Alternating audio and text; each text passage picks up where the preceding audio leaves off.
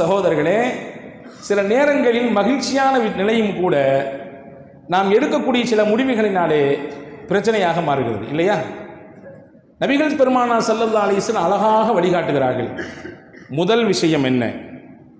மகிழ்ச்சிக்கான வழிகளில் முதல் விஷயம் என்ன? அல்லாஹ் உங்களுக்கு எந்த வாழ்க்கையை தந்திருக்கிறானோ அதை போதும் என்று ஏற்றுக்கொள்ளுங்கள். போதும் என்ற மனமே பொன் செய்யும் மருந்து என்றான் தமிழிலே இல்லையா? பெருமானார் ஸல்லல்லாஹு அலைஹி வஸல்லம் பிரதான துஆக்களில் ஒன்று, அல்லாஹும்ம அக்ஃபினி பிஹலாலிக அன் ஹராமிக் வ அக்னினி பிஃபத்லிக அம்மன் சிவாக். யா அல்லாஹ், நீ தரக்கூடிய ஹலாலை கொண்டு நான் போதுமாக்கிக் கொள்ள வேண்டும். நீ தரக்கூடிய வழி எனக்கு ஹலாலா இருக்கணும்.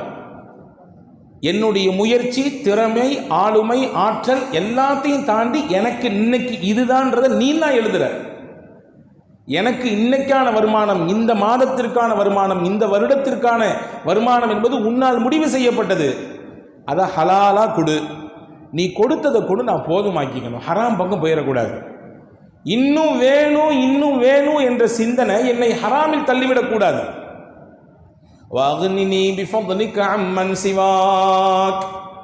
உன் நன்றி வேறு யாரிடத்திலும் நான் கையேந்த கூடாது. கண்ணியமான வாழ்க்கையை எனக்கு கொடு. ரசூலுல்லாஹ் கேட்பாங்க. நபி பெருமான் ஸல்லல்லாஹு அலைஹி வஸல்லம் அவர்கள் இப்படித்தான் துஆ செய்திருக்கிறார்கள். ஹதீஸிலே வந்திருக்கிறது. Karim's biryani paradise at liberty and catering services, கோடம்பாக்கத்தின் அறுசுவை அடையாளம். உருவத்து பின் ஜுபைர் என்கின்ற தாபீன்களிலே கட்டுப்பட்டவர், முக்கியமானவர்.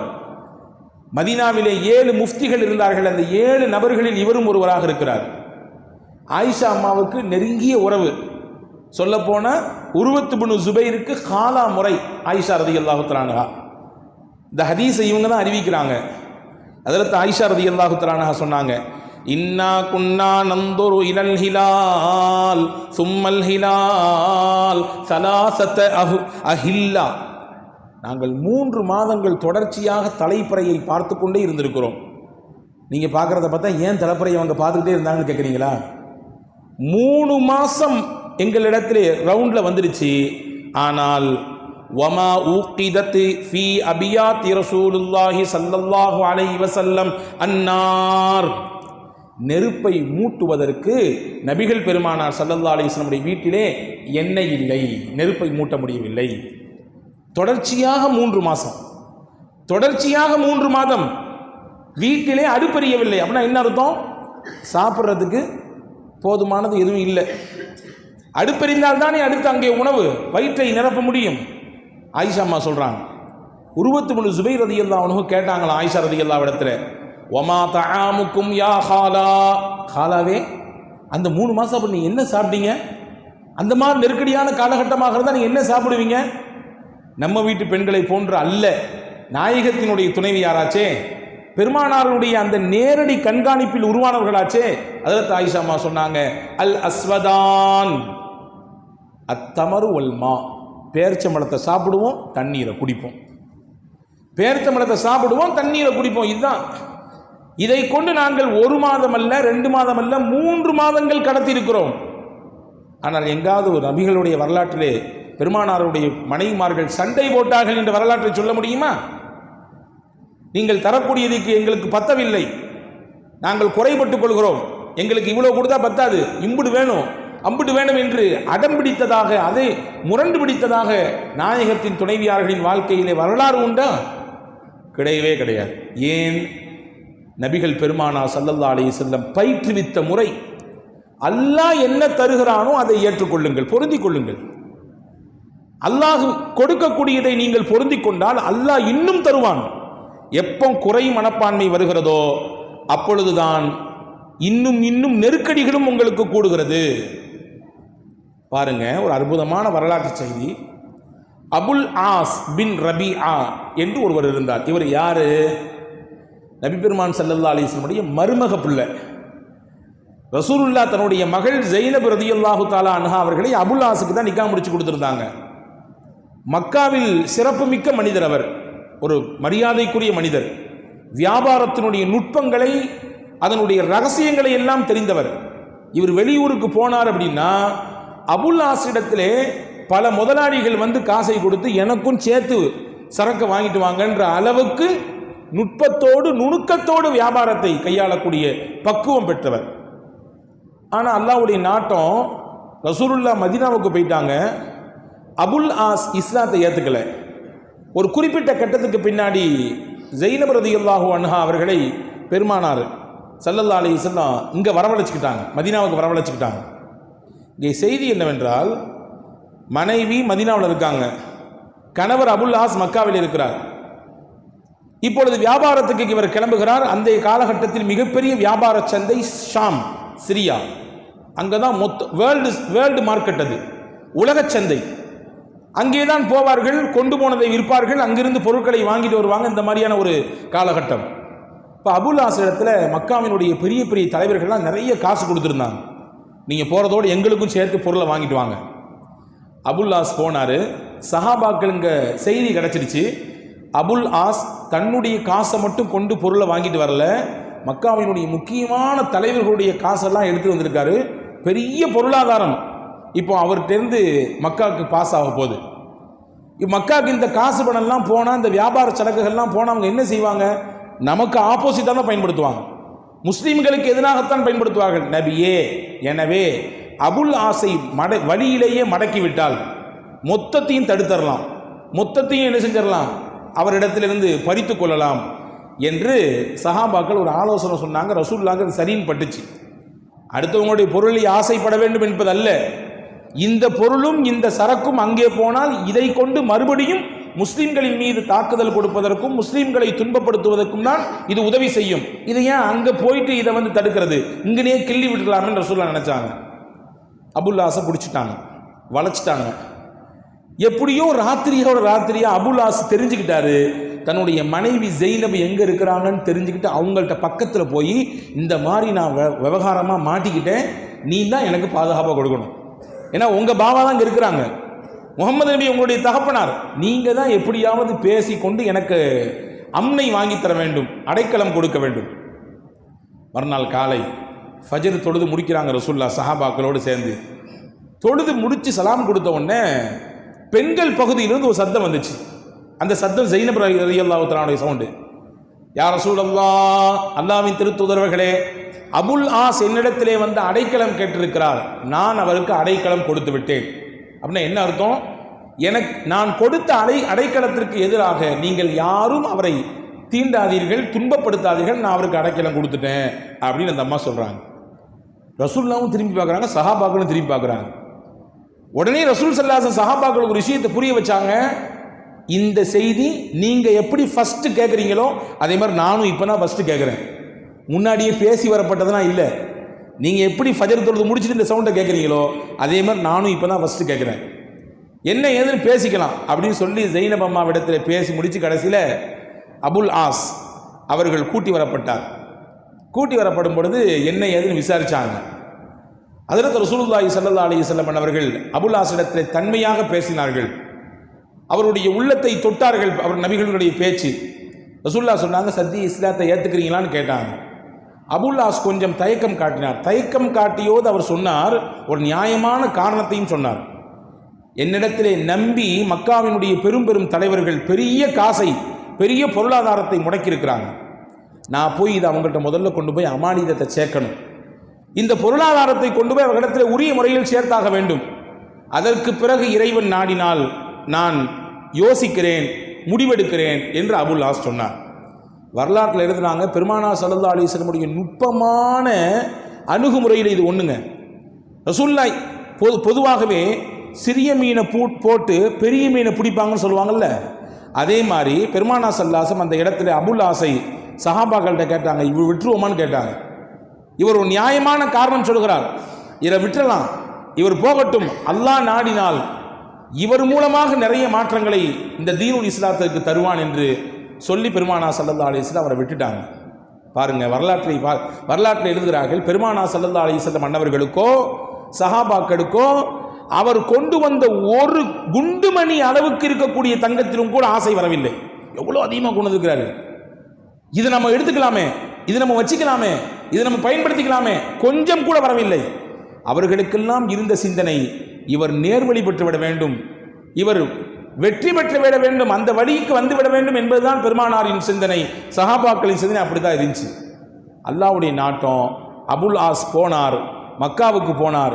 யார் யாரெல்லாம் தன்னிடத்திலே பொருளை தந்திருந்தார்களோ எல்லாத்தையும் கூப்பிட்டு திருப்பி எல்லாத்துக்கும் அவங்களுக்கு உரிய முறையில் பொருளை சேர்த்தார்.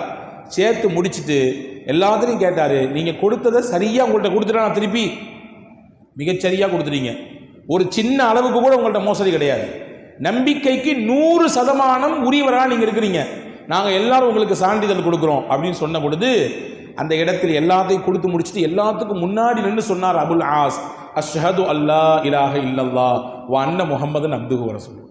ஷஹாதத் சொன்னார்.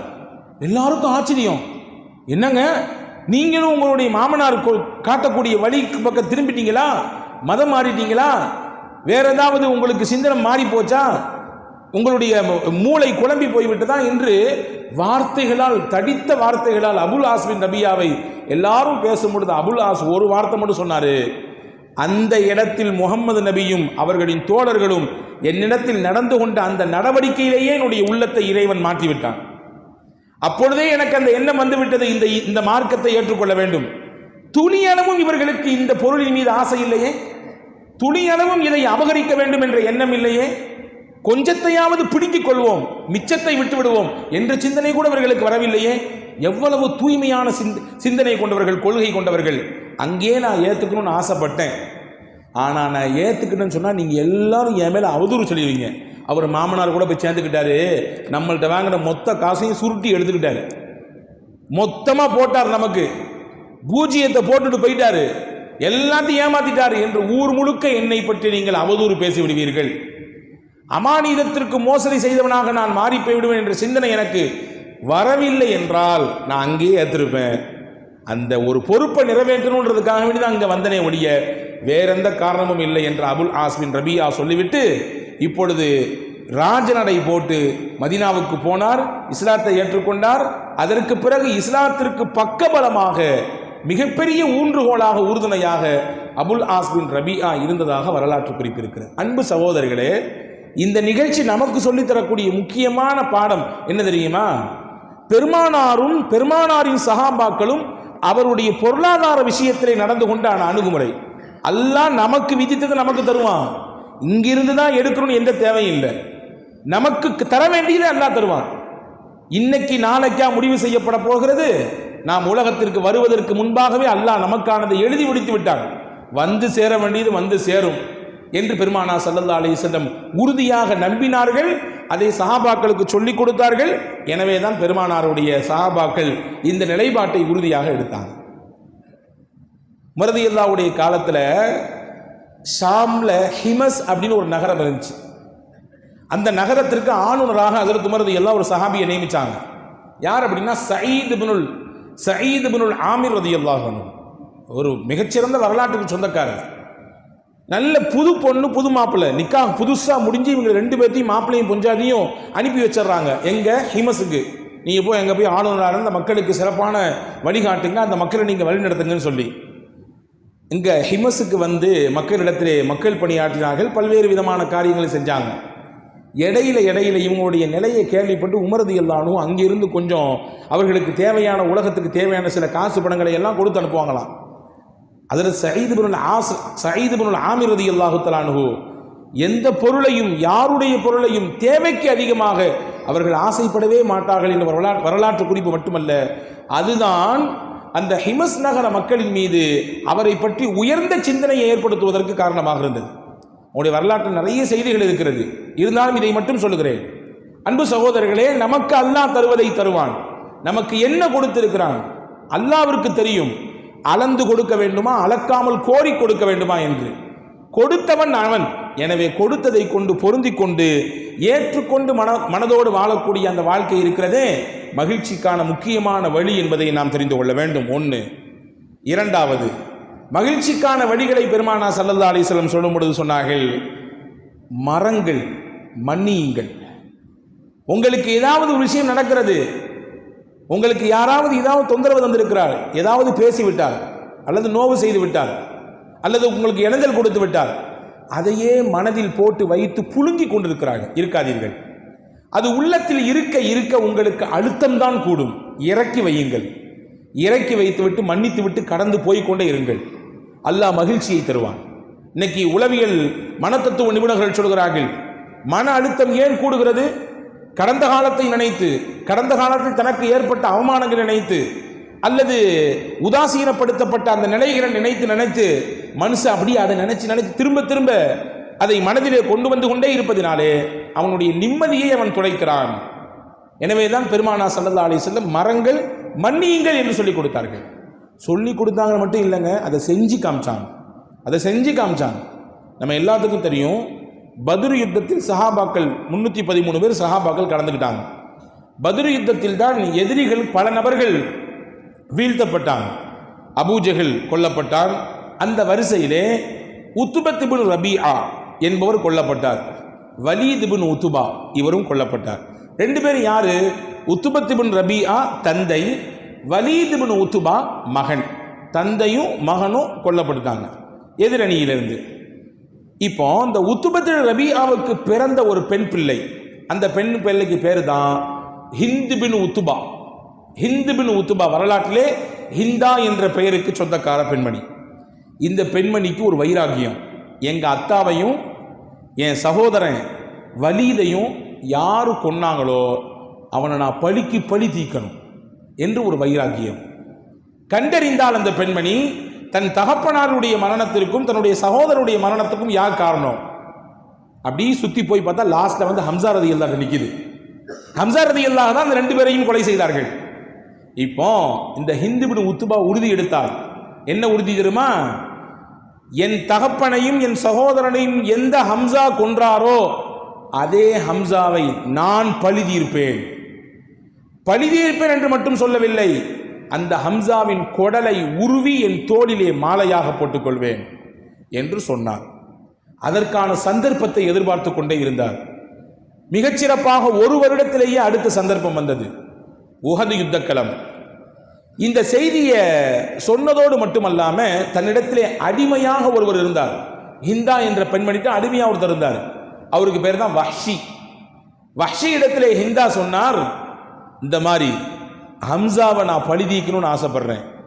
யாராவது என்னுடைய இந்த சேலஞ்சை நிறைவேற்றி கொடுத்தாங்கன்னா நான் அவங்களுக்கு மிகப்பெரிய சன்மானத்தை கொடுப்பேன். மட்டுமில்லை, அவங்களை நான் சுதந்திர நபராக மாற்றிடுவேன், அடிமை என்ற நிலையிலிருந்து மாற்றிடுவேன் அப்படின்னா. உடனே வஹ்ஷிக்கு ஆர்வம் பொங்கிடுச்சு. என்னது, அடிமையிலிருந்து வெளியே போயிடலாமா? பெரிய பரிசல் கிடைக்குமா? அதை நானே செய்கிறேன்னாரு. இந்த வேலையை நானே செய்கிறேன் என்று சொன்னார். ஹிந்தாவுக்கு ரெட்டிப்பு சந்தோஷம். வேற ஆளை தேடி வெளியே போக வேண்டியதில்லை, நம்மள்ட்ட இருக்கக்கூடிய ஆளே அந்த வேலையை செய்கிறேன்னு சொல்லிட்டாரு. சரி, உரிமையிட்டலாம், பரிசலையும் கொடுத்துடலாம் என்று வஹ்ஷியை உசுப்பேத்தி உஹது களத்துக்கு அனுப்பி வைத்தான். உஹது களத்திலே பெருமானா ஸல்லல்லாஹு அலைஹி வஸல்லம் அன்னவர்களுடைய தகப்பனாரோடு பிறந்த ஹம்ஸத் இப்னு அப்துல் முத்தலிப் ரலியல்லாஹு தஆலா அவர்கள் ஷஹீதாக்கப்பட்டார்கள். அவரை கொன்றது யார்? வஹ்ஷி தான் கொன்றார். வஹ்ஷி கொன்று என்ன செய்தார்? அவருடைய வயிற்றை கிழித்தார். அல்லாஹு அக்பர். ஹம்ஸா ரலியல்லாஹுடைய வீர வரலாற்றை படிக்க வேண்டும் என்றால் கண்ணிலிருந்து கண்ணீரை சொரிந்தவாறே தான் படிக்க வேண்டும். இந்த மார்க்கத்திற்கு ஹம்ஸா ரலியல்லாஹு செய்த மகத்தான சேவை வரலாற்றில் எழுதுறாங்க. மக்கமா நகரிலே இஸ்லாம் பகிரங்கமாக வெளிப்படுவதற்கு ரெண்டு பேர் காரணம். ஒன்று உமர் ரலியல்லாஹு அன்ஹு, ரெண்டாவது ஹம்ஸா ரலியல்லாஹு. ரசூலுல்லாவை அடித்தார்கள், மக்காவின் ஆரம்ப கட்டத்தில் சித்திரவதை செய்தார்கள். குடல், அதாவது ஒட்டகத்தினுடைய நஜீசான குடலை தூக்கி பெருமானாருடைய முதுகிலே தூக்கி போட்டார்கள். ஒரு கட்டத்திலே இந்த செய்தியெல்லாம் பொறுத்து கொள்ள முடியாமல் ஹம்ஸா ரலியல்லாஹு அப்ப இஸ்லாத்தை ஏத்துக்கல, வெளியில அம்பையும் வாளையும் தூக்கிட்டு வேட்டைக்கு போயிருந்தாங்க. செய்தி சொன்னாங்க, உங்களுடைய சச்சா மகன் முகமது அவர்கள் எந்த மாதிரி துன்பெல்லாம் படுறாங்க போய் பாருங்க, அவங்கள கேட்கறதுக்கு நாதி இல்லையா என்று ஒரு பெண்மணி வந்து சொன்னாங்க. நேரம் வந்தார் ஹம்ஸா. வந்த அபூஜஹலிடத்திலே தான் வைத்திருந்த அந்த வில்லை திருப்பிட்டு விட்டாரு அடி தலையில. கேட்க ஆள் இல்லைன்னு நடந்துறியா நீயே? இப்போ சொல்றேன் கேட்டுக்கோ, இந்த முகம்மது அவர்கள் எந்த மார்க்கத்தில் இருக்கிறாரோ அதே மார்க்கத்தை நானும் ஏற்றுக்கொண்டேன். எந்த சத்திய இஸ்லாத்தில் இருக்கிறார் என்பதற்காக வேண்டி அவரை நீங்க துன்புறுத்துறீங்களோ, அடிக்கிறீங்களோ, வேதனைப்படுத்துறீங்களோ, இனிமேல் நான் அந்த மார்க்கத்தை பின்பற்றக்கூடியவன், அவருக்கு பக்கபலமாக நான் இருக்க போறேன்.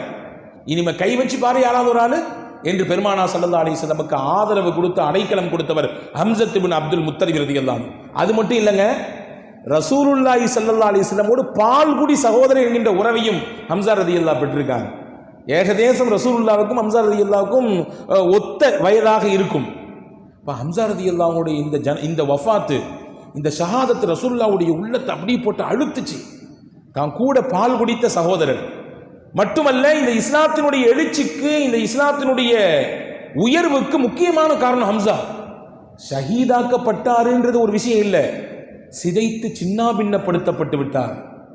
அவருடைய உடல் எல்லாம் அங்கங்கமாக வெட்டப்பட்டிருக்கிறது. ஹிந்தா என்ன செஞ்சிச்சு அந்த பெண்மணி என்றால், காதை துண்டாக அறுத்தது, கையை துண்டாக வெட்டியது, காலை துண்டாக வெட்டியது, ஈரக்கொலையை எடுத்து கடித்து மென்று துப்பி போட்டது. இந்த காட்சியோட ஒரு போர்க்களத்தில் ஒருத்தருடைய உடல் இருந்தால் எப்படி இருக்கும் பாருங்க. உஹது களத்திலே வந்து நின்று பெருமானா ஸல்லல்லாஹு அலைஹி வஸல்லம் கண்ணீர் வடிக்கிறார்கள் தன்னுடைய சிறிய தகப்பனார் ஹம்ஸா ரலியல்லாஹுவை பார்த்து.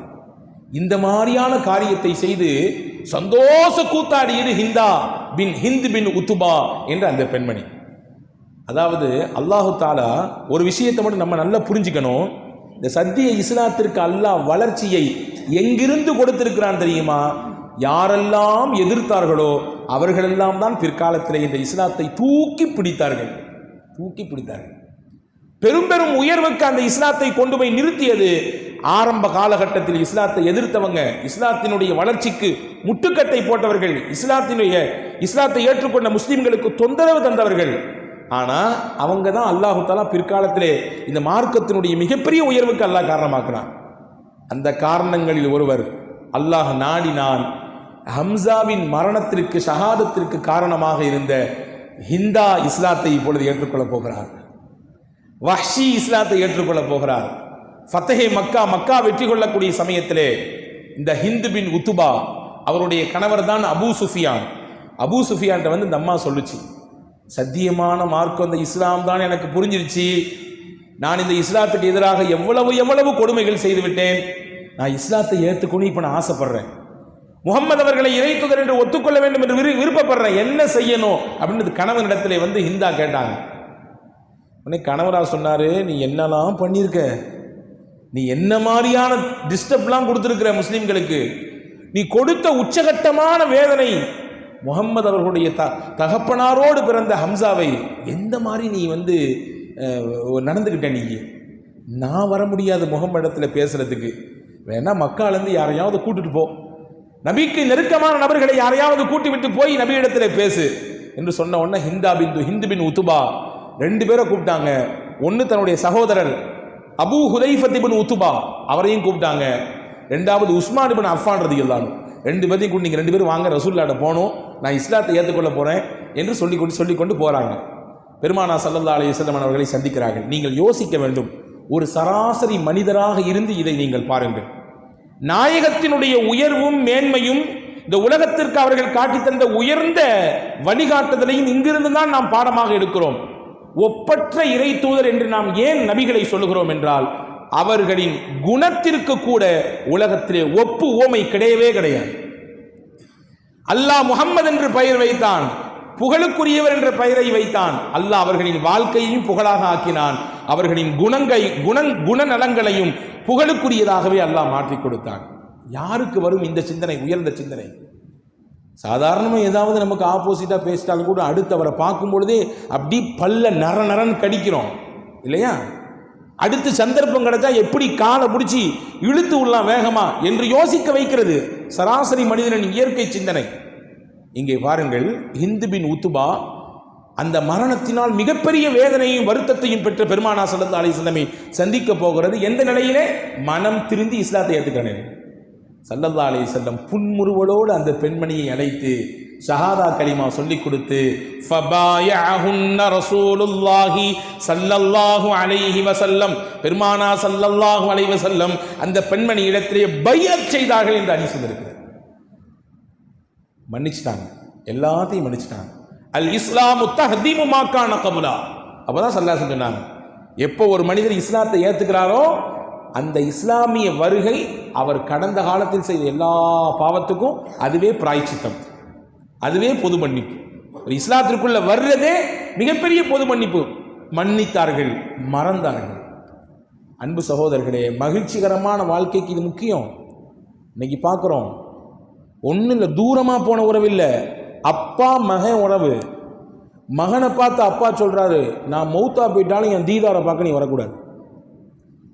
கூட பிறந்த சகோதர உறவு, சகோதர ரத்தம், ஒரே ரத்தம், ஒரே தகப்பனுக்கு தாய்க்கு பிறந்தவர்கள், பேச்சுவார்த்தை இல்லாமல் முறித்து கொண்டு இங்கிட்டும் அங்கிட்டும் திரும்பிக் கொண்டு போவதை பார்க்கிறோமா இல்லையா? எவ்வளவு பெரிய வருத்தமும் வேதனையும் உறவுகளுக்கு இடையிலே, எவ்வளவு பெரிய விரிசல்கள். இதுக்கெல்லாம் மூல காரணம் என்ன?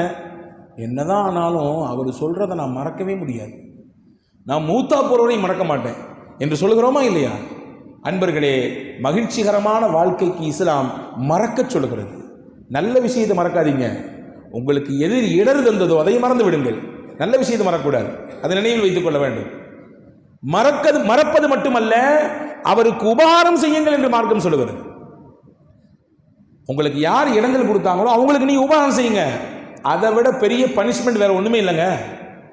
உங்களுக்கு யார் டிஸ்டர்ப் பண்றாங்களோ அவங்களுக்கு நல்லது செய்யுங்க. நீங்க அவருடைய உள்ளத்திலே அதுவே ஒரு பெரிய மாற்றத்தை ஏற்படுத்தும். என்னடா இது, நம்ம இப்படிலாம் இடங்கள் கொடுக்குறோம், நம்மள நல்ல அபிப்பிராயத்தோடு பேசிக்கிறாங்க, நம்மின் மீது உயர்ந்த சிந்தனை வச்சிருக்கிறாங்க என்ற எண்ணத்தை அது ஏற்படுத்தி தரும் என்றார்கள் பெருமானார் ஸல்லல்லாஹு அலைஹி வஸல்லம். அபூஜஹலை விட ஒரு பெரிய கொடியவனை சொல்ல முடியுமா வரலாற்றிலே? இஸ்லாத்திற்கும் முகமது நபிக்கும் எவ்வளவு டார்ச்சர்ஸ். அந்த அபூஜஹலுடைய மகன் இக்ரிமா, அவரும் பத்ர் யுத்தத்தில் ஆப்போசிட் பார்ட்டி, முஸ்லீம்களுக்கு ஆப்போசிட்டா நின்னாரு. ஆனால் அந்த இக்ரிமா இஸ்லாத்தை ஏற்றுக்கொண்டு அவருடைய மனைவியோடு சேர்ந்து தூர தேசத்தில் இருந்தார். ரசூலுல்லாவை சந்திக்கிறதுக்காண்டி வந்தார். வரலாற்றில் எழுதுறாங்க பாருங்க, எவ்வளவு நுட்பமாக எழுதப்பட்டிருக்கிறது பெருமானாருடைய அந்த வரலாறுகள். ரசூலுல்லாஹ் சொன்னாங்க சஹாபாக்களை பார்த்து, இப்போ இக்ரிமா வரப்போறாரு, இஸ்லாத்தை ஏற்றுக்கொள்ள வேண்டும் இந்த மனநிலையை வர்றாரு. அவர் வரும்பொழுது உங்களில் யாரும் அபூஜஹல் பேரை கூட சொல்லாதீங்கன்னா, அபூஜஹலை பற்றி வாயை திறக்காதீங்க, அவர் பேர் கூட சொல்ல வேண்டாம். அப்படி சொல்லும் நேரத்தில் அவருக்கு மனதால் ஒரு இடைஞ்சல் ஏற்படும். நம்ம அப்பா கூட சேர்ந்து இந்த முஸ்லீம்களுக்கு என்னெல்லாம் பண்ணியிருக்கோம், என்ன மாதிரியான கொடுமெல்லாம் கொடுத்துருக்கோம் என்ற சிந்தனை அவருக்கு ஏற்படும். எனவே அதை சொல்லாதீர்கள் சொல்லிட்டு ஒரு செய்தி சொன்னாங்க, அதான் முக்கியமானது. மௌத்தா போன ஒருத்தரை வச்சு நம்ம ஏதாவது பேசினோம்னா அந்த இறந்து போனவருக்கு எந்த பாதிப்பும் தராது, இருக்கிறவங்களுக்கு தான் பாதிப்பு தரும். உங்கள் அத்தாவை பற்றி எனக்கு தெரியாதா? 20 வருஷத்துக்கு முன்னாடி ஊரில் என்ன தெரியுமா பண்ணாரு? உங்கள் அத்தாவை பற்றி எனக்கு தெரியாதா? அவர் அங்கே இருக்கும் பொழுது என்ன பண்ணார் தெரியுமா? அவர் மௌத்தா போன பின்னாடி அதை அவருடைய மகனிடத்தில் சொல்லி என்ன பலன்? இறந்து போனவருக்கு அதெல்லாம் இதெல்லாம் பாதிப்பு ஏற்பட போகிறதா? இல்லை, அதை கொண்டு ஹயாத்தோடு இருக்கக்கூடியவர்களுக்கு தான் நீங்கள் நோவு தருகிறீர்கள். எனவே அபூஜஹல் போயிட்டான், முடிஞ்சிச்சு. இப்போ அவருடைய மகன் மனம் திரிந்து வர்றாரு. நாம் ஏற்றுக்கொள்ள வேண்டும், அரவணைக்க வேண்டுமே தவிர அவருடைய ஆள் மனதை நோண்டக்கூடாது, சுரண்டி பார்க்கக்கூடாது, வேதனைப்படுத்தக்கூடாது என்றார்கள் பெருமானார் ஸல்லல்லாஹு அலைஹி வஸல்லம். இப்போ மறப்போம், மன்னிப்போம். மன நிம்மதியான மகிழ்ச்சிகரமான வாழ்க்கைக்குரிய இரண்டாவது வழி. மூன்றாவது வழி என்ன? மார்க்கம் சொல்லுகிறது, மகிழ்ச்சிகரமான வாழ்க்கையை நீங்கள் எதிர்பார்க்கிறீர்களா? உங்களுடைய தலை விதி என்னவோ அதை ஏற்றுக்கொள்ளுங்கள். கலா கதரை நம்புங்கள், அதை ஏற்றுக்கொள்ளுங்கள். வாழ்க்கையில் நாம் எப்படி குட்டி கண்ணம் அடித்தாலும் கூட நமக்கானது என்று எது கிடைக்குமோ அதுதான் கிடைக்கும். அல்லாஹும்ம லா மானிஅ லிமா அதைத் வலா முஅதிய லிமா மனஅத். ஹஜ்ரத் ரசூலுல்லாஹ் செஞ்ச துஆ, யா அல்லாஹ், யா அல்லாஹ், லா மானிஅ லிமா அதைத். நீ கொடுக்கறதை யாரும் தடுக்க முடியாது உலகத்தில். நீ கொடுக்கணும்னு முடிவு பண்ணிட்டா எப்படியும் தருவ. கொடுக்கிற தெய்வம் கூரையை பிச்சுக்கிட்டு தரணும் சொல்லுவாங்க இல்லையா? கூரையெல்லாம் அல்லாஹ் பிக்க மாட்டான், எப்படியோ தருவான். எனவே நீ கொடுக்க முடிவு செய்து விட்டால் அதை தடுப்பதற்கு யாரும் இல்லை. வலா முஅதிய லிமா மனஅத். நீ தடுக்கணும்னு முடிவு பண்ணிட்டனா யாராலையும் அதை கொடுக்க முடியாது. நீ ஒரு விஷயத்தை தடுக்கணும்னு முடிவு பண்ணிட்ட அப்படின்னா யாராலையும் கொடுக்க முடியாது. ஆனால் மனித மனம் பொதுவாகவே இல்லாததை நினைத்தே ஏங்கும், இருப்பதை கொண்டு எப்பொழுதுமே திருப்திப்படாது. மனித மனம் பொதுவாக கண்ணாடிக்கு முன்னாடி போயினா நம்ம என்ன செய்வோம்? அல்லாஹ்வுக்கே கரெக்ஷன் சொல்லுவோம். கொஞ்சம் தாடி பெருசாக இருந்தால் நல்லா இருக்கும்ல, கொஞ்சம் குண்டாகி போயிட்டேன், கொஞ்சம் ஒல்லியாக இருந்தால் நல்லாயிருக்கும், கொஞ்சம் குள்ளமாயிட்டேன், இன்னும் கொஞ்சம் ஹைட்டாக இருந்தால் இன்னும் நல்லா இருக்கும் இல்லையா? இருப்பது ஏராளம், இல்லாதது குறைவு. ஆனால் மனித மனதின் இயற்கை அந்த குறைவான இல்லாததை பற்றியே சுற்றி சுற்றி வரும். முல்லா நஸ்ருத்தீன் மிகப்பெரிய விகட கவி அவர் ஒரு நாள் சந்தைக்கு வந்தாராம். எல்லாத்தையும் சத்தம் கொடுத்தாரு, மக்களே எல்லாரும் என்னை கவனிங்க, நாளை காலையில் யாரெல்லாம் 9 மணிக்கு இந்த குறிப்பிட்ட இடத்துல வர்றீங்களோ ஒரே நாளில் கோடீஸ்வரன் ஆகிறது என்ன வழி அதை நான் உங்களுக்கு சொல்லித்தர போகிறேன். நாளை காலைல 9 மணிக்கு இந்த குறிப்பிட்ட இடத்துக்கு வந்துடணும் அப்படின்னு சொல்லிட்டு போயிட்டார். மக்கள் நம்பினாங்க, முல்லா ஏதாவது சொன்னால் விவகாரம் முக்கியமான விஷயம் இருக்கும், எனவே எல்லாரும் போயிடலான்னு சொல்லி மறுநாள் காலையில் 9 மணிக்கு அந்த குறிப்பிட்ட இடத்துல கூட்டம் அப்படியே அலை மோதுது. 9 மணி ஆச்சு, 9:01 ஆச்சு, முல்லாவை ஆளை காணோம். எல்லாரும் திரும்பி பார்க்காங்க, முல்லா வாங்க. கடைசியில் முல்லா வந்தார். மெதுவாக வந்து அப்படி அந்த அந்த இடத்துலையே உயர்வான ஒரு இடத்துல மேலே ஏறினார். ஏறி இப்படி எல்லாத்தையும் ஒரு பார்வை பார்த்தாரு. பார்த்துட்டு கீழே இறங்கி விறுவிறு நடக்க ஆரம்பிச்சிட்டாரு. எல்லாரும் சத்தம் போட்டாங்க, என்ன முல்லா 9 மணிக்கு வந்தால் ஒரே நாளில் கோடீஸ்வரன் ஆனது வழி என்னன்னு சொல்கிறேன்னு சொன்னீங்களே, நீங்கள் பார்த்துட்டு போகிறீங்க, என்ன விவகாரம் இது அப்படின்னு கேட்டாங்க. முன்னே முல்லா ரொம்ப கேஷுவலாக சொன்னார், இந்த ஊரில் எத்தனை முட்டாள் இருக்கான்னு பார்க்கணுன்னு ஆசைப்பட்டேன், பார்த்துட்டேன் அப்படின்னாரு. இந்த ஊரில் எத்தனை முட்டாள் இருக்கான்னு பார்க்கணுன்னு ஆசைப்பட்டேன், பார்த்துட்டேன், போயிட்டு வரேன்னாரு. நானும் சொல்கிறேன், நீங்களும் நம்பி வர்றீங்களே, எவ்வளோ மடமை இது, எப்படியா முடியும் ஒரு நாளில் கோடீஸ்வரன் ஆகுது? ஒரே நாளில் எப்படி முடியும்? எப்படி சாத்தியம்? யோசிக்க வேண்டாமா? உங்களுக்கு இறைவன் என்ன தந்திருக்கிறானோ அதை கொண்டு நகர்த்து போகலாமே, இல்லாத ஒன்றை நினைத்து ஏன் நீங்க இப்படி அலையறீங்க அப்படின்னு முல்லா கேட்டார் என்பதாக வரலாற்று குறிப்பு இருக்கிறது. அன்பு சகோதரர்களே, கதிரை ஏற்றுக்கொள்ள வேண்டும். அல்லாஹ் நமக்கு என்ன வைத்திருக்கிறான் என்பதை நம்ப வேண்டும். பெருமானா சொன்னார்கள், லவ் அன்னக்கும் தத்தவக்கலூன அலல்லாஹி ஹக்க தவக்குலிஹி, அல்லாஹ்வின் மீது நீங்கள் அசைக்க முடியாத நம்பிக்கை வைத்திருந்தால் எதானாலும் எனக்கு கிடைப்பது கிடைக்கும் நிச்சயம், அது எங்கே நான் போனாலும் என்னை விட்டு கை மாறி போகாது என்று நீங்கள் 100% நம்பினீர்கள் என்றால், அந்த 100% நான் ஏன் சொல்றேன்னா, அதில் 1% கூட குறையக்கூடாது.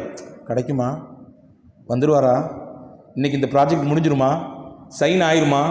நம்ம நினைச்ச மாதிரி உண்டான லாபம் இன்னைக்கு கிடைச்சு அந்த ஆயிருமா என்ற கொஸ்டின் கூட வரக்கூடாது. 100% உங்களுக்கானது உங்களுக்கு வரும் என்று நீங்கள் நம்பினால், அல்லாஹ் சொன்னா ல ருஸிக்தும், அல்லாஹ் உங்களுக்கு ரிஸ்க கொடுப்பான். எப்படி கொடுப்பான் தெரியுமா? அதுக்கு ஒரு உதாரணம் சொன்னாங்க அழகாக. ரசூலுல்லாஹ் அழகான ஒரு உதாரணம் சொன்னார்கள். கமா துர்ஸகுத் தைர் தகுது ஹிமாசன் வ தரூஹு பிதானா, பறவைகளுக்கு அல்லாஹ் கொடுக்கிற மாதிரி ரிஸ்க் அல்லாஹ் உங்களுக்கு தருவான். பறவைகளுக்கு அல்லாஹ் எப்படி கொடுக்குறான்? பறவைகள் கூட்டை விட்டு கிளம்பும் போது காலியான வயிற்றோடு வெளியே போகுது, மறுபடியும் மாலை கூட்டுக்கு வரும் பொழுது வயிறார நிரம்பி பசியாற்றி விட்டு வருது.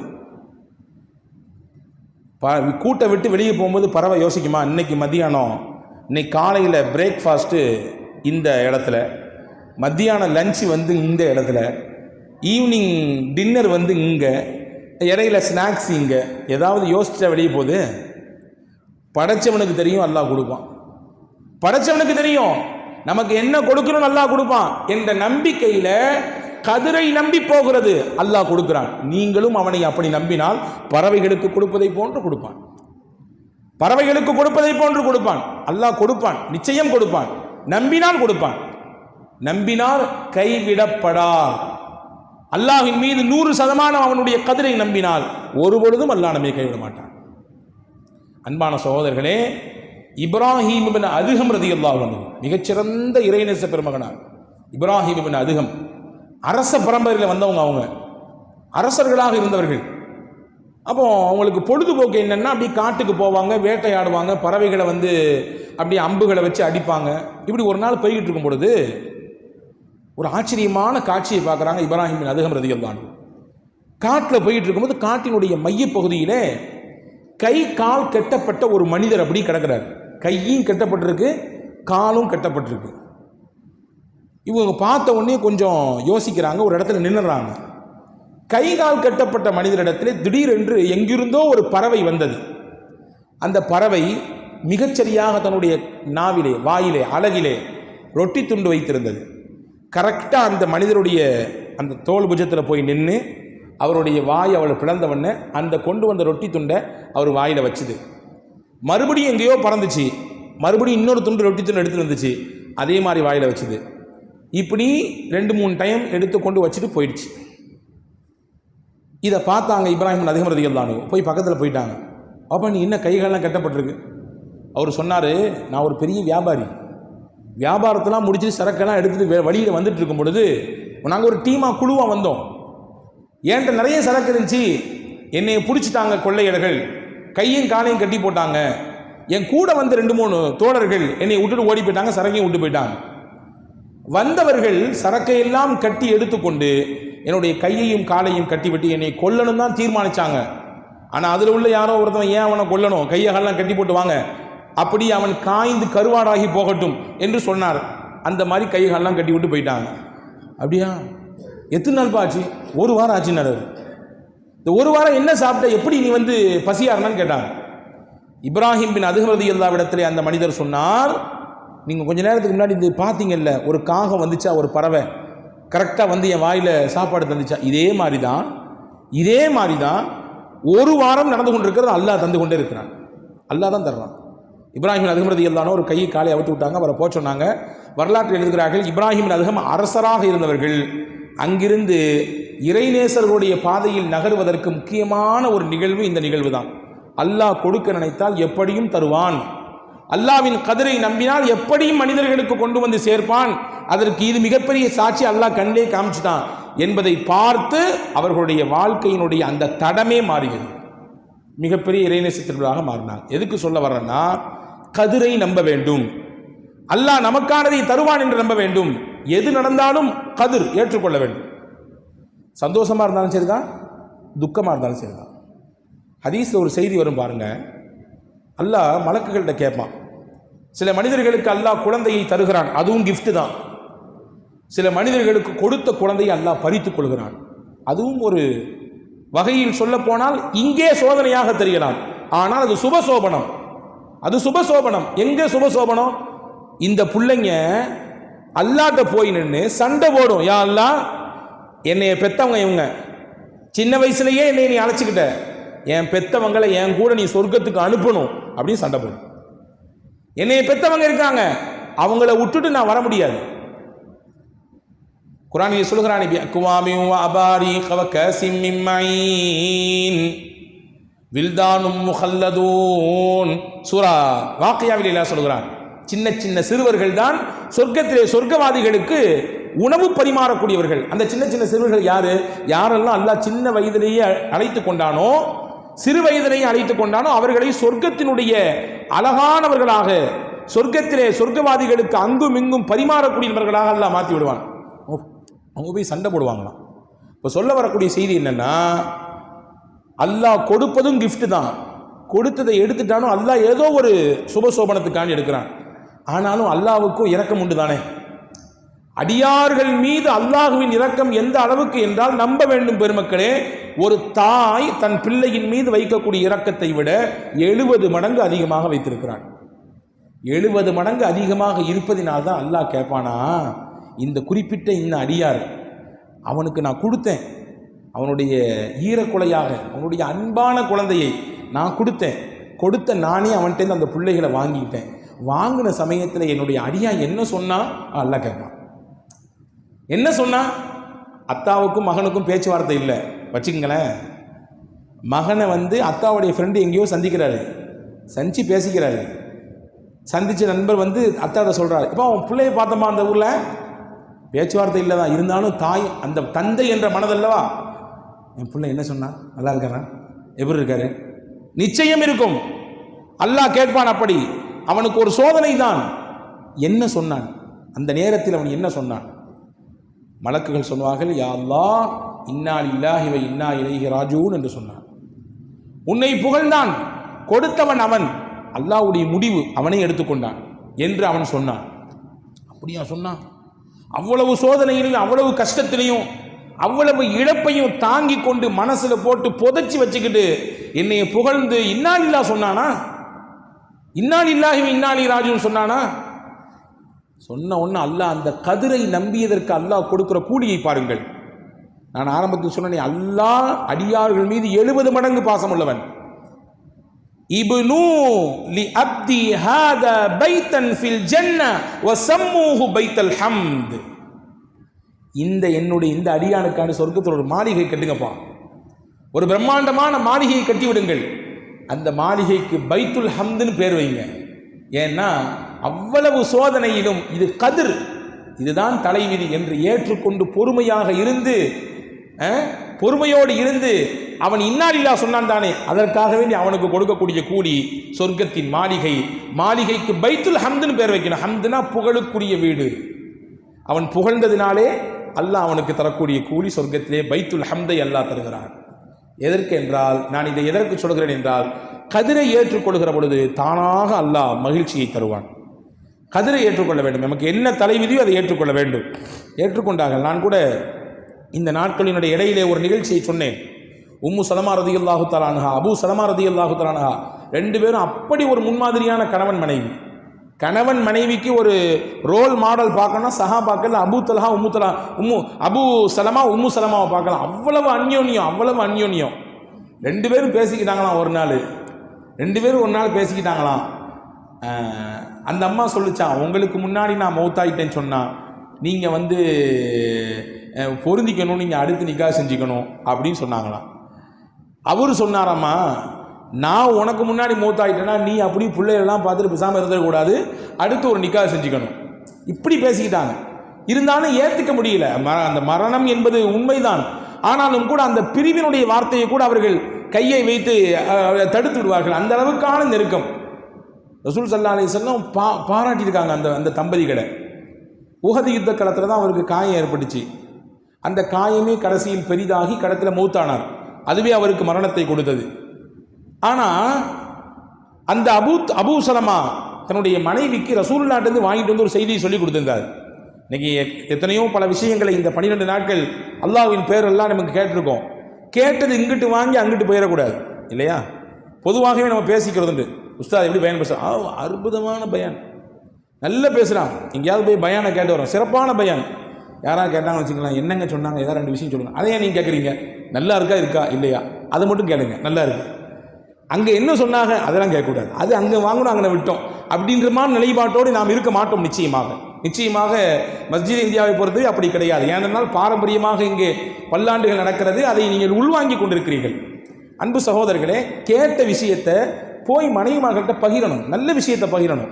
இன்னைக்கு உஸ்தாத் அந்த விஷயம் சொல்லி கொடுத்தாங்க, இந்த புது செய்தி கிடைச்சது, இந்த துவா கிடைத்தது, இந்த ஒரு மிகச்சிறப்பான வழி கிடைச்சது, நீனும் கேட்டுக்க இந்த விஷயத்தை என்று சொல்லிக் கொடுக்க வேண்டும். அபூ சலமா ரதியல்லாஹு தஆலா அன்ஹு உம்மு சலமாட்ட வந்து சொல்லி கொடுத்தாங்க. ரசூலுல்லாஹ்ட்ட இன்னைக்கு போனேன், ஒரு செய்தி சொன்னாங்க ரசூலுல்லாஹ். என்னமா சொன்னாங்க? அந்த அம்மா கேட்டாங்க. என்ன சொன்னாங்க? ஹஸரத் அபூ சலமா சொன்னாங்க, அல்லாஹு தஆலா எந்த மனிதனுக்கு ஒரு சோதனையை தருகிறானோ அந்த சோதனை அவன் பொறுமையோடு ஏற்றுக்கொண்டு இன்னா லில்லாஹி வ இன்னா இலைஹி ராஜிஊன், இழப்பு சோதனை எது ஆனாலும் சரிதான், பொருளாதாரத்தில் இழப்பு, வியாபாரத்தில் கொஞ்சம் அடி நஷ்டம், ஏதோ ஒன்று எது நடந்தாலும் சரிதான், அல்லது உயிரிழப்பு, அல்லது நம்ம நினைச்சது நமக்கு கிடைக்கல சேரலை, எதானாலும் சரிதான், இன்னா லில்லாஹ் சொல்லிட்டு அல்லாஹும்ம அஜிர்னி ஃபீ முஸீபத்தி வக்லிஃப்னி கைரம் மின்ஹா. இது முக்கியமான துவா, ரசூலுல்லாஹ் கற்றுக் கொடுத்த ஒரு துவா. அல்லாஹும்ம அஜிர்னி ஃபீ முஸீபத்தி வக்லிஃப்னி கைரம் மின்ஹா. வாழ்க்கையில் நிச்சயமாக நமக்கு தேவைப்படும் இந்த துவா, மனனம் செய்ய வேண்டிய துவா இது. ரசூலுல்லாஹ் சொல்லி கொடுக்குறாங்க, யா அல்லாஹ் எனக்கு ஏற்பட்ட இந்த இழப்புக்கு நீனே பகரத்தை கொடு. ஏன்னா பகரம் அல்லாஹ் தான் தர முடியும். அல்லாஹ்வை தவிர்த்து உலகத்தில் இழப்புக்கு ஈடு யாராலும் செய்ய முடியாது இல்லையா? நீனே இதற்கு இழப்புக்கு ஈடு இணையாக நீனே பகரத்தை கொடு. மட்டுமல்ல, இந்த இழப்புக்கு இதை நான் தாங்கிக்கிறேன், அதுக்கு நீ தான் கூலியும் தரணும், இதற்கு நீ தான் கூலியும் கொடுக்கணும், நான் இழந்ததை விட சிறந்த பகரத்தையும் நீ தான் தரணும். 2 கோரிக்கையை அல்லாஹ்ட்ட வைக்கிறாங்க. இதை சொல்லி கொடுத்தாங்கம்மா அப்படின்னு சொல்லி அபூ சலமா உம்மு சலமாட்ட சொல்லி கொடுத்துட்றாங்க. கொஞ்ச நாள் கழியுது, அபூ சலமா வஃபாத் ஆயிட்டாங்க. வஃபாத்தான உடனே உம்மு சலமா ரலியல்லாஹுக்கு இந்த துவா தான் ஞாபகத்துக்கு வந்துச்சு. அவ கணவர் சொல்லி கொடுத்த விஷயம் ஞாபகத்துக்கு வந்துச்சு. ஞாபகத்துக்கு வந்தவுடன் இந்த துவாவை படித்தாங்க. ஹஸரத் உம்மு சலமா ரலியல்லாஹு தஆலா அன்ஹா, அல்லாஹும்ம அஜிர்னி ஃபீ முஸீபத்தி வக்லிஃப்னி கைரம் மின்ஹா. யா அல்லாஹ், இது எனக்கு மிகப்பெரிய இழப்பு தான். அபூ சலமாவும் எனக்குமான வாழ்க்கை எவ்வளவு முன்னுதாரணமான வாழ்க்கை, அவருக்கும் எனக்கும் எவ்வளவு விட்டு கொடுத்தல், எவ்வளவு அனுசரித்தல், எவ்வளவு அந்யோன்யம், எவ்வளவு பாசம் பரிவு உண்டு. ஆனால் அந்த கணவர் உயிருக்கு உயிராக இருந்தவர் இப்பொழுது என்னோடு இல்லை, இதோ என்னை விட்டு பிரிந்து விட்டார், அவருக்கு உலக வாழ்க்கை முடிந்து விட்டது. ஆனால் இது ஒரு இழப்பு, எனக்கு சோதனை தான், இந்த இழப்புக்கு நீ தான் கூலி தரணும் எனக்கு. ரசூல் சொல்லியிருக்காங்க, அந்த துவாவை நான் படிக்கிறேன், வஹ்லிஃப்னி ஹைரம் மின்ஹா, இவரை விட சிறந்த பகரத்தை எனக்கு நீ கொடு அல்லான்னு சொல்லி கேட்குறாங்க. சொல்லிட்டு அவங்களால பொறுக்க முடியல, அழுதுறாங்க. அப்படி குலுங்கி அழுதுன்னு சொல்றாங்க, ஐயுர் ரஜுலி ஹைரம் மின் நபி சலமா, அபூ சலமாவை விட யார் எனக்கு மிகச்சிறந்த பகரமாக கிடைக்க முடியும்? அபூ சலமா மாதிரி ஒரு கணவன் கிடைக்க முடியுமா? அவரை மாதிரி ஒரு துணை கிடைக்குமா? அப்படின்னு சொல்லி அவங்க ஏக்கத்தோடி சொல்றாங்க. இருந்தாலும் பொருந்திக்கிறாங்க. கதிர் அவ்வளவுதான். மௌத்து ஹயாத்தை தடுக்க முடியுமா? யாரால தடுக்க முடியும் மௌத்தை ஹயாத்தை? முடியாது.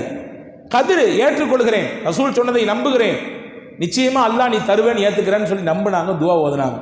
அந்த பெண்மணி கதிரை நம்பி நாயகத்தின் வார்த்தையின் மீது இருந்த நம்பிக்கையில் அவர்கள் படித்ததினாலே அல்லாஹ் அவர்களை விட சிறந்த பகரத்தை கொடுத்தான்.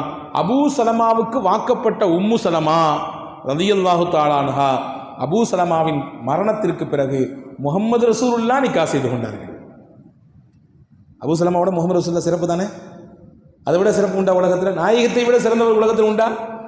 அபூ சலமாவை விட சிறந்த பகரத்தை எனக்கு கொடு என்ன அந்த அம்மா கேட்டாங்க, நம்பி கேட்டாங்க, அல்லாஹ் கொடுத்தான். அன்பு சகோதரர்களே, நாம் கதிரை நம்ப வேண்டும். நமக்குரிய கதிர் என்ன, அதை நம்பணும், கலாவை நம்பணும். நம்பினா நிச்சயமாக மகிழ்ச்சிகரமான வாழ்க்கையை அல்லாஹ் நமக்கு தருவான். நாலாவதாக, எப்பொழுதுமே நேர்மறையான சிந்தனையோடு ஒருவரிடத்திலே பேச வேண்டும், பழக வேண்டும். எதிர்மறையான சிந்தனை நம்ம யோசிக்கக்கூடாது. அது நம்முடைய மகிழ்ச்சியை குலைச்சிடும், நிம்மதியை குலைச்சிடும். காடியில் போய்கிட்டு இருக்கிறோம், குறிப்பிட்ட நேரத்தில் போய் எத்திடுவோம், இன்ஷா அல்லாஹ் அல்லாஹ்வுடைய நாட்டத்தில் எத்திடுவோம் அப்படின்ற எண்ணத்தில் போகணும். போகிற வழியிலேயே யாராவது பிடிச்சிக்கிட்டாங்கன்னா, எங்கனையாவது ஏதாவது விபத்து நடந்துருச்சுன்னா, அல்லது வேறு ஏதாவது தடங்கள் ஏற்பட்டு அப்படின்னு சிந்திக்கக்கூடாது. எடுக்கும் பொழுதே நாம் எடுத்து வைக்கிறது பொழுதே நேர்மறையான சிந்தனை, எதிர்மறையான நினைப்பு வரக்கூடாது. வந்துருச்சுன்னா நிம்மதி குறைஞ்சு போயிடும். பாருங்க, ஒரு வரலாற்று செய்தி. அவுஃப் இப்னு மாலிக் அல் அஸ்ஜஇ ரலியல்லாஹு அன்ஹு சஹாபி. இந்த சஹாபி ரசூலுல்லாஹ்ட்ட ஓடி வர்றாங்க. யார் ரசூலுல்லாஹ், விவகாரம் ஒரு பெரிய முக்கியமான செய்தி நபியே, எனக்கு ஏற்பட்ட ஒரு சிரமம், என் மகனை காணோம். போர்க்களத்துக்கு போன எல்லாரும் திரும்பி வந்துட்டாங்க, என் மகன் வீட்டுக்கு வரல, என்ன பண்ணுறது? வழியை தேடி நான் என் மனைவியோடு நான் மசோதா செஞ்சேன், உங்கள்கிட்ட போயிட்டு வர சொன்னாங்க, நீங்கள் என்ன இதுக்கு வழி என்ன செய்கிறதுன்னு கேட்குறாங்க. ரசூல் ஸல்லல்லாஹு அலைஹி வஸல்லம், உங்களுடைய மகனாரை காணமா? சரி, வீட்டுக்கு போங்க, நீங்களும் உங்களுடைய துணைவியாரும் சேர்ந்து உட்கார்ந்து லா ஹவுல வலா குவத இல்லா பில்லாஹில் அலியுல் அதீம் இந்த திக்ரை படிச்சுக்கிட்டே இருங்க, அல்லாஹ் கொண்டு வந்து கொடுத்துருவான். ரொம்ப சிம்பிளான வழி. உன் மகனை காணோம், இல்லை இழந்துட்டீங்க, போன பிள்ளைகள்லாம் திரும்பி வந்துருச்சிங்க, நீங்கள் உங்கள் பிள்ளை வரலன்னு ரொம்ப ஏக்கத்தில் இருக்கீங்க, அப்படி தானே? ஆமாம். வீட்டில் போய் நான் சொன்ன மாதிரி செய்யுங்க, அல்லாஹ் கொடுப்பான் கொண்டு வந்து. அல்லாஹ் கொண்டு வந்து உங்கள் பிள்ளையை சேர்த்துருவான். ரசூலுல்லாஹ் சொன்னாங்கன்னா 100 இல்லை 200% சஹாபாக்கள் நம்புவாங்க. நேராக போனாங்க, மனைவிட்ட போய் சொன்னாங்க. ரசூலுல்லாஹ்ட்ட போனீங்களா? நான் போனேன். என்ன சொன்னாங்க? லா ஹவ்ல வலா குவத்த இல்லா பில்லா ஓத சொன்னாங்க. நம்ம வீட்டு பெண்களாக இருந்தால் அதை அப்புறம் ஓதிக்கலாம், முதல்ல போலீஸை வாங்க, முதல்ல போய் கம்ப்ளைண்ட் பண்ணுவோம். வேற ஏதாவது வழி தேடுவோமா? அங்கே சொல்லுவோமா, இங்கே சொல்லுவோமா? தெரிஞ்ச நம்பர் அங்கே இருக்கிறாங்களா, ஃபோனை போடுங்க, வாட்ஸ்அப் பண்ணுங்க, வீடியோ கால் போடுங்க, பேசுங்க. நடக்குமா இருக்காதா? ரசூலுல்லாஹ் சொன்னாங்க லா ஹவ்ல வலா குவத்த இல்லா பில்லா. அந்த அம்மா எதிர்மறையாக யோசிக்கவே இல்லை, நேர்மறையாக யோசிச்சுது. ஆமாம் ஆமாம், ரசூல் சொன்னாங்கன்னா நடக்கும், நடக்கும், ஓதுவோம் வாங்க. வரலாற்றில் எழுதுறாங்க, ஓதுனாங்க. அதிகாலை ஃபஜருக்கு நெருக்கமான சமயத்தில் வேக வேகமாக கதவு தட்டப்படுது. அவுஃப் இப்னு மாலிக் அல் அஸ்ஜஇ ரலியல்லாஹு கதவை போய் திறக்கிறாங்க. மகன் நிற்காரு முன்னாடி. பறிகொடுத்த தொலைந்து போன மகன் முன்னால் நிற்கிறார், அவர் மட்டும் நிற்கல, பின்னாடி ஒரு பெரிய ஆட்டு மந்தையே நிற்குது. இது கதை இல்லைங்க, வரலாற்று செய்தி, ஹதீஸ்லே பதிவான செய்தி. தகப்பனார் கேட்குறா, என்னப்பா ஆடு, எங்கப்பா நீ போன, நீ என்னப்பா எல்லாரும் வந்துட்டாங்க, நீ மாட்டிக்கிட்ட? ஆமாம், எதிரிகள் என்னை லாக் பண்ணிட்டாங்க, என்னை கைது பண்ணிட்டாங்க, எப்படியாவது தப்பிக்கணும்னு சந்தர்ப்பத்தை எதிர்பார்த்துட்டே இருந்தேன். ராத்திரி நல்ல மது குடிச்சிட்டு மயங்கி கிடந்தாங்க. நான் என்னுடைய கட்டுகளை எல்லாம் அவுத்துட்டு அப்படி வந்துட்டேன். எங்கே இருந்த ரொம்ப தூரத்துலலாம் போயிருந்தீங்க போருக்கு, எப்படி ஒன் டே ஒரு நைட்டில் இப்படி இவ்வளோ தூரத்தில் வந்தீங்க? மகன் சொன்னார், உண்மைதான், நான் கிளம்பும் பொழுது காலானதும் நடந்தேன், ஆனால் நான் உணர்ந்தேன் என்னை யாரோ அப்படி தூக்கிட்டு பறக்கிற மாதிரி இருந்துச்சு. நான் மட்டும் வரல, எனக்கு பின்னாடி இந்த ஆட்டு மந்தைகளும் அப்படி சேர்ந்து வந்துக்கிட்டே இருக்குதுங்க. இது ஏன் வருது, எதுக்கு வருது ஒன்றுமே புரியலை. சரி வருது, வந்துட்டேன். சரி நம்மளா இருந்தால் சரி வந்த வர லாபம், வாப்பா நீனும் வா, அதை மந்தையில் கட்டி போடு, பார்த்துக்கலாம் அடுத்து பார்த்துக்கலான்னு இருப்போம். அவர் சஹாபி ரசூல்லாட்ட போயிட்டார், அந்த ஆட்டு மந்தைகள்லாம் கூப்பிட்டு போயிட்டார். போய் சொன்னார், யார் ரசூல்லா அந்த மாதிரி கதையை கேட்டிங்களா, பையன் கிடச்சிட்டாரு, ரொம்ப சந்தோஷம், நீங்கள் சொன்னதை ஓதனும் கிடச்சிட்டாரு. ஆனால் ஒரே ஒரு சந்தேகம், பின்னாடி ஆடுகள்லாம் வந்திருக்குது, இது என்னமோ அவர் சொல்கிறாரு கதை அதுவாக வந்துச்சுன்னு சொல்லி என்ன பண்ணுறது ஏது பண்ணுறது, இது ஹலாலா ஹராமா, நாங்கள் கை வைக்கலாமா கூடாதா, தெளிவு கேட்டாங்க. இன்னைக்கு நம்ம தெளிவு கேட்கறதே இல்லை. நான் தான் இடையே சொன்னேன், நமக்கு ஏதாவது ஒரு சந்தேகம்னா இமாம்கள்கிட்ட போய் கேட்கறத விட கூகுள் இமாம்கிட்ட தான் ஃபர்ஸ்ட் கேட்குறோம். இமாம் கூகுள் ஏதாவது சொன்னாங்கன்னா உடனே ஏற்றுக்குவோம். இமாம் கூகுள் நோன்னு சொன்னால் நம்ம நோன்னு சொல்லிடுவோம். அன்பு சகோதரர்களே, ஃபஸ்அலு அஹ்ல திக்ர், திக்ர் என்றால் ஞானமுடையவர்கள் பண்டிதர்களிடத்திலே கேளுங்கள், உங்களுக்கு தெரியவில்லை என்றால். இதுதான் கட்டளை, குர்ஆனின் கட்டளை இதுதான். ரசூல்லாட்ட கேட்டாங்க, இது சரிதானா ஹலாலா ஹராமான்னு.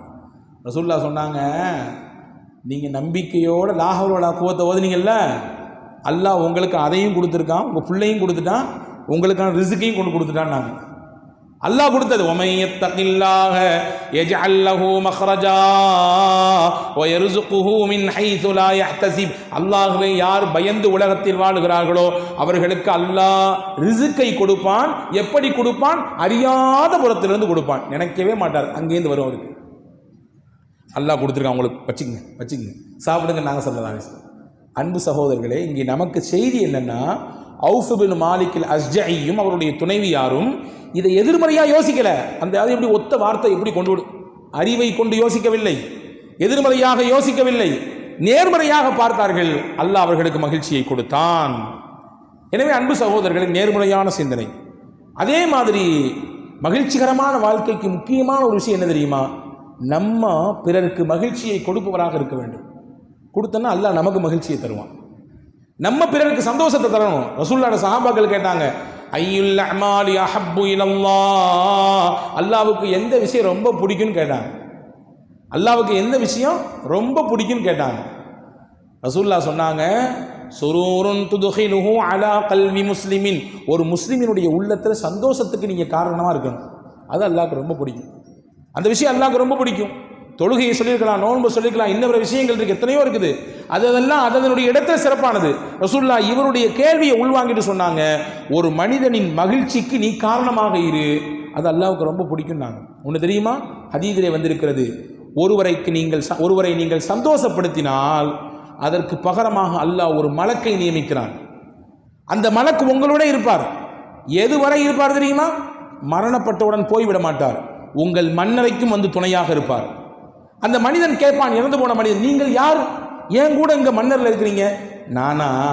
நீ நிறைய பேரை சந்தோஷப்படுத்தினல்ல, அந்த சந்தோஷத்தின் மொத்த உருவம் தான் நான். அல்லாஹ் உன்னை பாதுகாப்பாக, உனக்கு ஆறுதலாக, உனக்கு பக்கபலமாக என்னை வைத்திருக்கிறான்.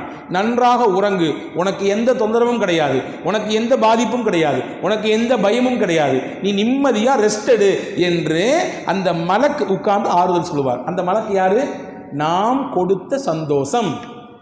நாம் யோசிக்க வேண்டும், பிறருக்கு நாம் சந்தோஷத்தை கொடுக்கிறோமா, சங்கடத்தை தருகிறோமா, மகிழ்ச்சியை தருகிறோமா, நிம்மதியை குலைக்கிறோமா, நல்லதை பேசுகிறோமா, இல்லாததை தேவையில்லாததை எடுத்து வம்புக்கு இழுக்கிறோமா? பெருமானார் ஸல்லல்லாஹு அலைஹி வஸல்லம் சொன்னார்கள், ஒரு மனிதனுக்கு போதுமானது பிஹஸ்பி இம்ராஇல் மர்இ, ஒரு மனிதன் மூமின் என்பதற்கு போதுமானது எது தெரியுமா? தர்க்குஹு மாலா யானிஹி, எது அவனுக்கு தேவையில்லையோ அதை கையே வைக்கக்கூடாது. எதுக்கு அவருக்கு சம்பந்தமே இல்லையோ, சம்பந்தமே இல்லாத விஷயத்தில் பேசக்கூடாது, அங்கே தொடக்கூடாது. அந்த விஷயத்தை எடுத்து நாலு பேருக்கு மத்தியில் வைத்து விவாதிக்க கூடாது. அப்படி ஒருவர் இருந்தாலே போதும், அவர் உண்மை மூமின் என்பதற்கு அடையாளம் என்றார்கள் பெருமானார் ஸல்லல்லாஹு அலைஹி வஸல்லம். எனவே அன்பர்களே, சந்தோஷத்திற்கு நாம் காரணமாக இருக்க வேண்டும், சங்கடத்திற்கு காரணமாக இருக்கக்கூடாது.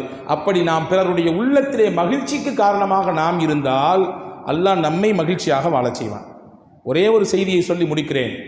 ரசூலுல்லாஹ் எல்லாத்தையும் சந்தோஷப்படுத்துனாங்க. சிறுவர்களை சந்தோஷப்படுத்தினாங்க, பெரியவர்களை சந்தோஷப்படுத்தினாங்க, பெண்களை சந்தோஷப்படுத்தினாங்க, வாலிபர்களை சந்தோஷப்படுத்தினாங்க, குடும்பத்தார்களை சந்தோஷப்படுத்தினாங்க, தோழர்களை சந்தோஷப்படுத்தினாங்க, ஏன் எதிரிகளையும் சந்தோஷப்படுத்தினார்கள் எம்பெருமானார் ஸல்லல்லாஹு அலைஹி வஸல்லம்.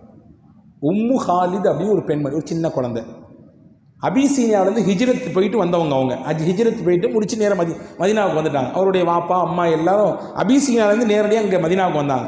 மக்காலேருந்து அபிசீனியாவுக்கு போயிட்டு அபிசீனியாவிலேருந்து மதீனாவுக்கு வந்தாங்க. இப்போ இந்த புள்ள இருக்க அபிசீனியாவில் பிறந்த புள்ள, அபிசீனியாவில் பேசப்படக்கூடிய ஹபஷா மொழி, அந்த மொழி, அந்த லாங்குவேஜ் அந்த பிள்ளைக்கு தெரியும். ரசூலுல்லாஹ் வந்திருக்காங்க, உட்கார்ந்துருக்காங்க. அவங்களுக்கு அன்பளிப்பாக ஒரு ட்ரெஸ் கொடுக்கப்பட்டிருக்கு. அந்த ட்ரெஸ்ஸில் சிகப்பு கலர் ட்ரெஸ்ஸில், அதாவது வெள்ளை கலர் ட்ரெஸ்ஸில் சிகப்பு கலர் கோடு போடப்பட்டிருக்கு. ரசூலுல்லாஹ் அந்த ட்ரெஸ்ஸை எடுத்து உம்மு ஹாலித் எங்கேன்னு கேட்டாங்க.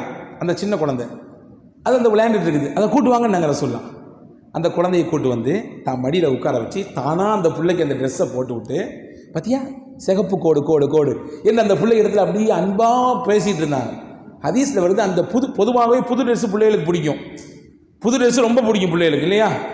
நம்ம ஒரு காலம் இருந்துச்சு பெருநாட்களுக்கு மட்டும்தான் ட்ரெஸ்ஸு. இன்றைக்கி நம்ம வீடுகளில் நம்ம சொந்தத்தில் இல்லை, நம்ம அக்கம் பக்கத்தில் யாருக்கா கல்யாணம்னாலும் நம்ம வீட்டில் பிள்ளை வந்து ஒரு ட்ரெஸ் எடுத்தாங்கன்றான். ஏன்டா பக்கத்து வீட்டில் மாமா கல்யாணம் அப்படிங்கிறான். என்னடா இது பக்கத்து வீட்டு மாமாக்கு நம்ம ஆமாம் போடணும், புது ட்ரெஸ் வேணும், ஏதாவது காரணம், இல்லையா? பெண்கள் பிள்ளைகளுக்கு ரொம்ப பிடிக்கும். இப்போ அந்த புது ட்ரெஸ் போடணும், அந்த பிள்ளைகளுக்கு, அந்த பிள்ளைக்கு மகிழ்ச்சியை பார்க்கணும், ஆனந்தத்தை பார்க்கணும். ரசூலுல்லாஹ் வேற கையில் மடியில் ஏஞ்சி வச்சுட்டு அப்படியே ஒன்று ஒன்றா சொல்லிக் கொடுக்குறாங்க. சொல்லிட்டு சொன்னாங்க அந்த பிள்ளைகிட்ட, அந்த பிள்ளையினுடைய பாஷையில் சொன்னாங்க, சனா சனா அப்படின்னாங்க. இது வந்து ஒரு ஹபஷாவில் பேசப்படக்கூடிய பேச்சு, அந்த மொழி. இங்கே தமிழும் பேசுகிறோம், மலாயும் பேசுகிறோம், இல்லையா? இதை மாதிரி இங்கே ஹஜ்ரத் ரசூலுல்லாஹ் அரபு மொழி பேசக்கூடியவர்கள் ஹபஷா நாட்டுடைய மொழி எடுத்து அந்த பிள்ளை இருப்பாங்க. சனா சனா சனானா ஹசனா, ஹசனானா ரொம்ப அழகாக இருக்குதுமா, ரொம்ப சூப்பராக இருக்கு உனக்கு, அப்படியே தேவதை மாதிரி இருக்கு நீ, அப்படின்ற மாதிரியான அர்த்தத்தை கொண்டது. இதை கேட்ட உடனே அந்த பிள்ளைக்கு தலையும் புரியலை காலும் புரியலை, சந்தோஷத்தை பார்க்கணும், அப்படியே மகிழ்ச்சியாக இஞ்சி போய் தன்னுடைய வாப்பா அபுல் ஆசடத்தில் போய் அந்த ட்ரெஸ் அப்படி காமிக்குது, என் ட்ரெஸ்ஸு ரசூலுல்லாஹ் கொடுத்துருக்காங்க எனக்கு, நபி போட்டு விட்டாங்கன்னு சொல்லி. ரசூலுல்லாஹ் இதை பார்த்துக்கிட்டே அப்படியே சந்தோஷமாக உட்காந்துருந்தாங்க. அன்பர்களே, சிறு குழந்தையானாலும் சரி, பெரியவர்களானாலும் சரி, இளைஞர்கள், பெண்கள், எல்லாத்துக்கும் ஒருவர் சந்தோஷத்தை கொடுக்கக்கூடியவராக இருந்தால் அல்லாஹ் தானாக